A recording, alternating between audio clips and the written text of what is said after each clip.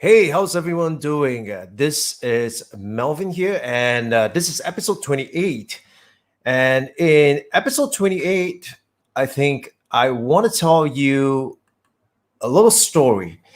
And so this story goes way back to, let me see, this story goes way back in 2010, right? So it was in 2010 when I decided that I wanted to, look at the possibility of scaling my business. At the point in time, I was really looking at the possibility of taking my business to the next level. And one of the key things that I needed to do was that because I was getting more projects than I can handle, which is a good thing, right? I was getting more projects than I can handle. And so one of the key things that I wanted to do was to be able to very quickly replicate myself. Because, in effect, when people were looking for me, or rather when people will wants to my firm, they actually wanted to engage me. And so, Melvin and line consulting became synonymous. And so when people request for line consulting, actually, many of them are requesting for me.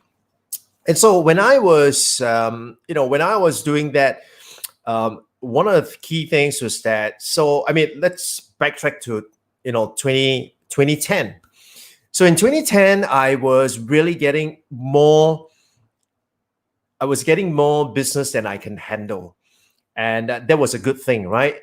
But the not so good thing was that because I was getting more business than I could handle, I wanted to replicate myself very quickly. And so in order to replicate myself, I would have to look at a few options. One option, of course, is to very quickly, recruit a group of people, or at least 2 or 3 people, and to train them very quickly so that they are able to go out there and, become an associate. That's one possibility. The other possibility was actually to think of how I have been delivering value to my clients, and then identify the parts that were repetitive. In other words, every time when I get a new client, these are the things that I need to do. So figure out what are the things that are repetitive, and then find a way to, replicate that process, and do it in such a way that, I could ease myself out of it, right? So essentially, there are two options that I thought at the point in time. One option is to create many mini Melvin, right? So they could go out there and they could essentially deliver the same thing as I did.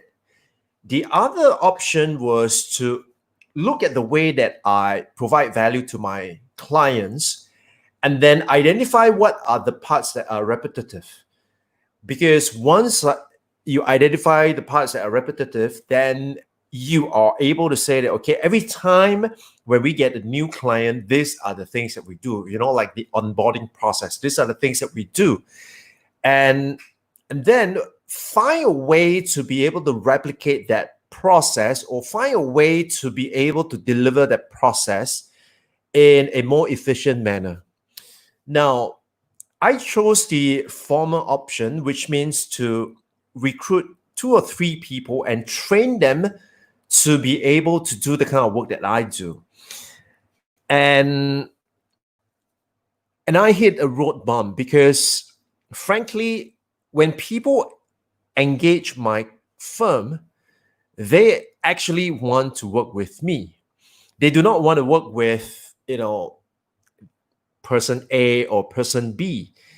And having me show my face in one of the few sessions and then have my associate take care of the rest of the sessions isn't quite cutting it. And And so as a result of that, I went on option A, which is to recruit and to train people to be able to do what I did.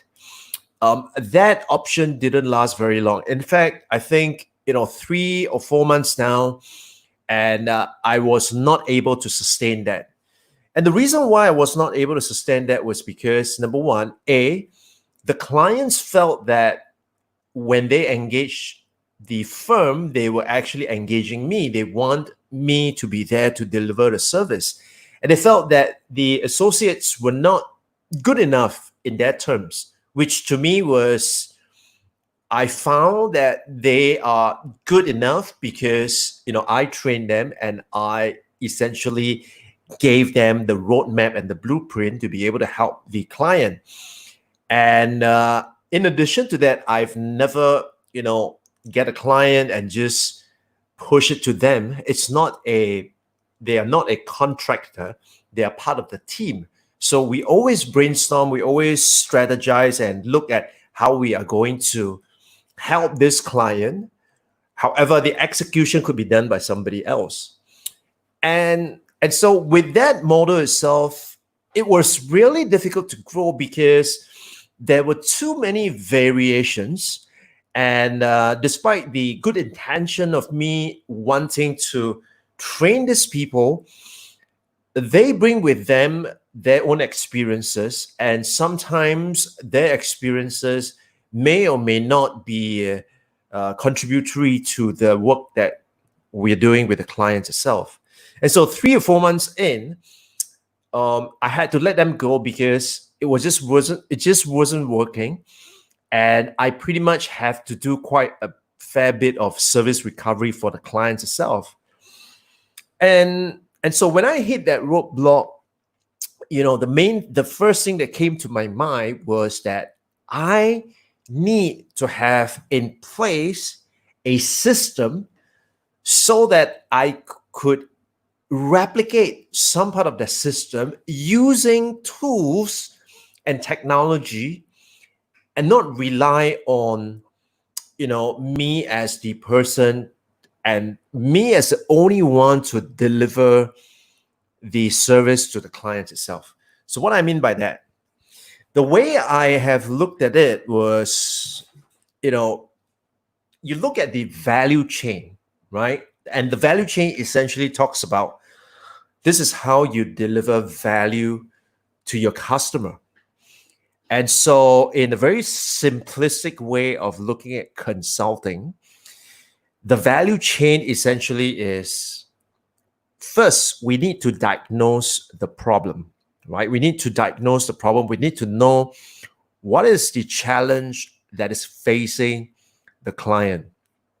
Next, we then have to, validate and that problem that we have surfaced, along with other issues that the clients may not have been aware of. We need to validate this with the client to make sure that both parties agree to this outcome, because otherwise you'll be going on one tangent and the client is expecting something else. So that's part two.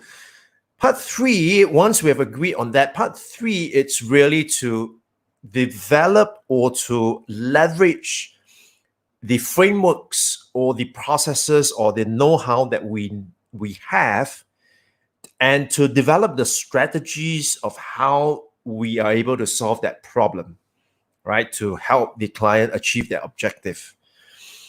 And so that's part three. Part four, it's then the execution bit. So that could involve training, that could involve workshops, that could involve coaching session, that could involve consulting work, right? So that's stage four. And stage five, it's essentially to collect data over a period of time, because the processes needs to mature.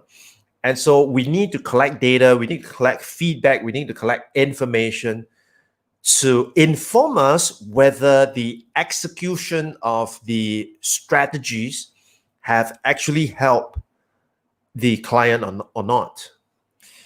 And so that kind of spans the entire value chain of the every time we work with a client. Of course, there will be variations of it, but essentially these are the key parts. So first is to identify all these key parts, and then second is then to ask myself whether which part of it it's something that I enjoy, and which part of it is something that I could scale, right? And these two criteria has to be fulfilled. It's not one or the other. These two criteria have to be fulfilled because I do not want to be caught doing work that I do not enjoy, but I can scale. Neither do I want to be caught doing work that I enjoy, but I can't scale, which was what I have been doing all this while. And so, once you have identified the value chain and then you have this two set of criteria, and that's where you are able to decide, okay, this is the one that I am willing to, farm out to a contractor, or this is the part that I'm going to build a team of people that I could depend on and have them deliver this part of the work. And that was pretty much what I learned in the process itself. So fast forward to 2019, after all the investment of time that I did in 2018, putting in all that 184 videos on LinkedIn, in 2019, I started to embark on a different business, which is Bifinity Media. And with that different business itself, I was called in to help companies design as well as create digital assets to help them achieve their goals. And so, this time around, I was determined not to make the same mistake as I made in 2010. And so this time around, for the first few projects, I basically did the work myself because I firmly believe that in order to be, a good leader, to be someone who is able to coach or to guide other people to do it, you must have done that to a certain extent, right? You must at least understand the process, the frustration to a certain extent, because when you're guiding another person to do the work, you are at least able to highlight or to alert the person to some of these obstacles that might come his or her way. And so, in 2019, I was determined not to make the same mistake. And the same mistake was that I do not want to be bogged down doing something that either I love or I do not love, right? That is inconsequential. But I do not want to be caught doing something that is not scalable, right? So if it's not scalable and I hate it, then I should not do it at all. But if it's something that I enjoy and it's not scalable, then perhaps I could train someone else to do the part. Or it's something that, it's scalable, but I do not enjoy. Again, I could, outsource it to somebody else. And I just want to focus on the things that I enjoy and I'm able to scale. Of course, in 2019, I am in a much better position than I was in 2010 to be able to make that kind of decision. And so in that process itself, I evaluated the entire value chain and I look at, okay, what are the phases that I would deliver value to the client, and which part of it is something that meets both criteria, something that I enjoy and something that is scalable. And when I look at the entire process itself, if I can give you an example, I was engaged by a local company, a household brand, right? A local company, a household brand, to create a series of digital content for employer branding. And so when I look at that organization itself and the entire project, I figure out there are three key parts. So the first part, it's really, coming up with ideas and to come up with strategies of what kind of digital content and how to use those digital content to be able to help them build up employer branding. The second part, it's really the execution. That means the filming, the production, the works of creating those digital assets. And then the third part is the execution bit, right? The execution bit. And so when I look at these three core parts, so let's look at the execution bit. Now, the execution bit, it's something that I enjoy doing because, I'm a hands-on person. I enjoy the execution bit. However, the execution bit, it's notorious for not being scalable. Example, if you manage a social media account for a company, and when I say manage, means that you are in charge of putting out the content, creating the content, engaging with the audience. That is a full-time job, right? That in itself is a full-time job. So it is, although it's something that I enjoy because I enjoy interacting with people, but it's something that is not scalable. And so with that, I worked out with the client to say that, how about, if you hire someone and I will train that person to do the execution for you, so that, once our contract is up, at least you still have someone within the organization that is able to continue with the execution itself, right? So that's the execution. The second part was the production bit. Now, the production bit, it's to me, it's just a lot of hard work. I mean, it's creative, it's fun, it can be fun, but it's a lot of hard work, filming, editing, post-production, all that stuff. It can really be very, very time consuming. And definitely that is not scalable, right? And to be honest, I hate the video editing part. I love taking the videos, but I hate the video editing part because it's just so time consuming, and it is, it's just not something that I enjoy. And so that fits the criteria, right? Something that I do not enjoy and something that is not scalable. And so with that, I went out to look for people who enjoy that bit of work. I mean, I know of various people who really enjoy the work of creating content, filming, editing, producing. They just love that kind of work. And I've no qualms in working with people like that. And so, the second part really is look for partners that I could work with and, outsource it to them. Just ask them, okay, I need someone to film a video for 3 hours. How much does it cost you? And whatever that cost is, I mark it up by 3 times, right? And I bill it to the client. And then there comes the first part. And the first part is the part that I enjoy the most because this is the part where you really requires, not just creativity, but you need to be strategic because you need to understand how the business works.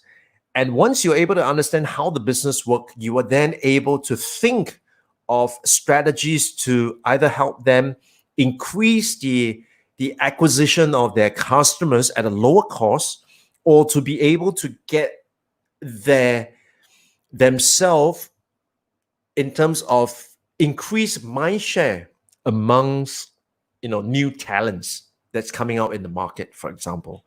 So whether it's getting leads, getting customers, or whether it's hiring talents, right? You need to understand the business, you need to understand the industry, and those work are really, really, I mean, I enjoy those work because I enjoy, evaluating industries, understanding how industries work, and how businesses acquire customers, how they attract people to work with them. And so, that's something that I totally enjoy.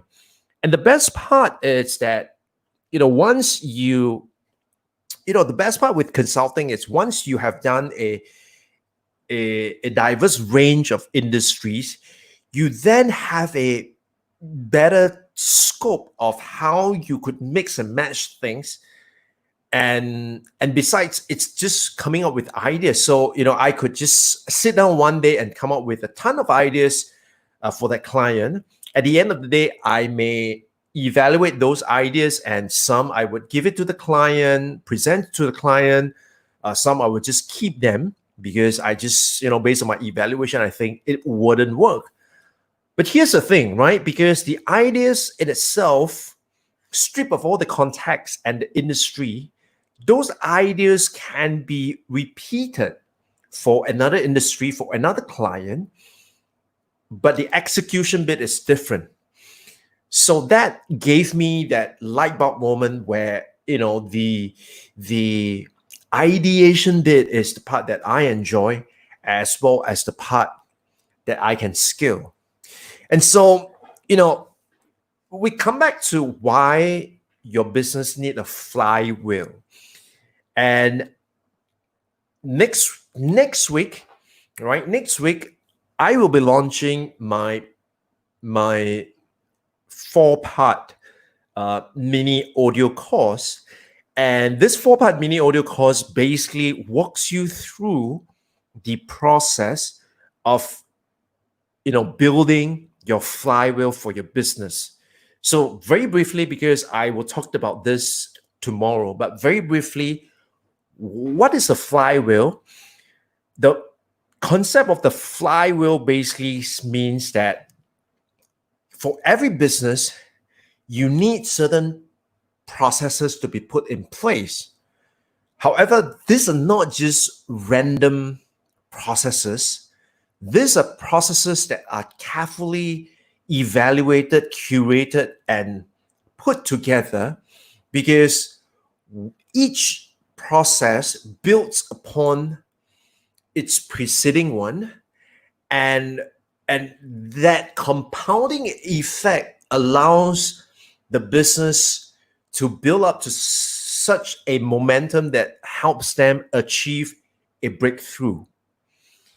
And so that's why, in every business itself, it's about identifying the value chain and to be able to identify which are the ones that have the greatest leverage and which are the ones that may not have leverage, but it's something that you need to do nonetheless. For example, lead generation, right?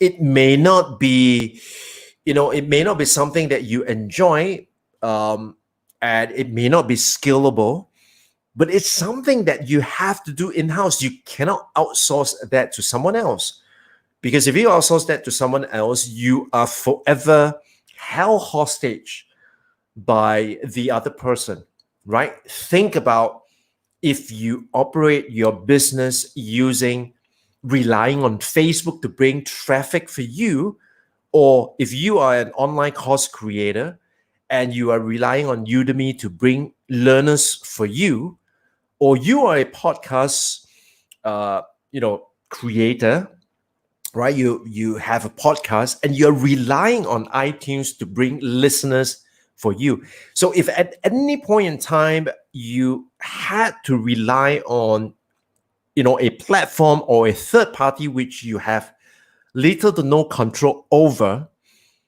to bring you your prospects, your listeners, your students, your customers, then you are forever at their mercy. You will be held hostage by them. And so, the key idea behind this whole process itself is to understand what are the key leverage processes that your company and your business would need. And then we put them together by looking at how we are able to use, low cost, no code tools to help you automate the entire process itself, right? So that is that mini course that I will be releasing next week. So the mini course is called Build Your Flywheel. Essentially, it will teach you about what is the key thing in this new normal, number one. Number two, it's that how you are able to use a tried and tested method to earn the attention of your customers. And then number three, it's how then do you put in place a system, right? A system means a series of processes, a system that it's automated and that will help you leverage, gives you better leverage of your time so that you can focus on the things that you enjoy as well as the thing that it's able to be scalable, right? And so that's the whole idea with this micro course that I am creating. So if you're interested, I'm just going to give you a sneak preview because it's not ready yet, right? If you want to get a sneak preview, what you do is you can go down to this website. Right, so the website is buildyourflywheel.com. Check out this website because that is where the delivery of the course is going to be. But I have to say that at this point in time, it is still not ready, and so you may run into some bugs, for example. Right, we are still putting all that things in place, and it will be ready to be rolled out on 30th June. Right, and so this is what I'd like to share with you, why your business needs a flywheel. And tomorrow I'll share with you more about, what is a flywheel and how you can, what are some of the things that you need to look out for in a flywheel. With that, my name is Melvin, and I will talk to you on the next one. Stay safe. Bye-bye.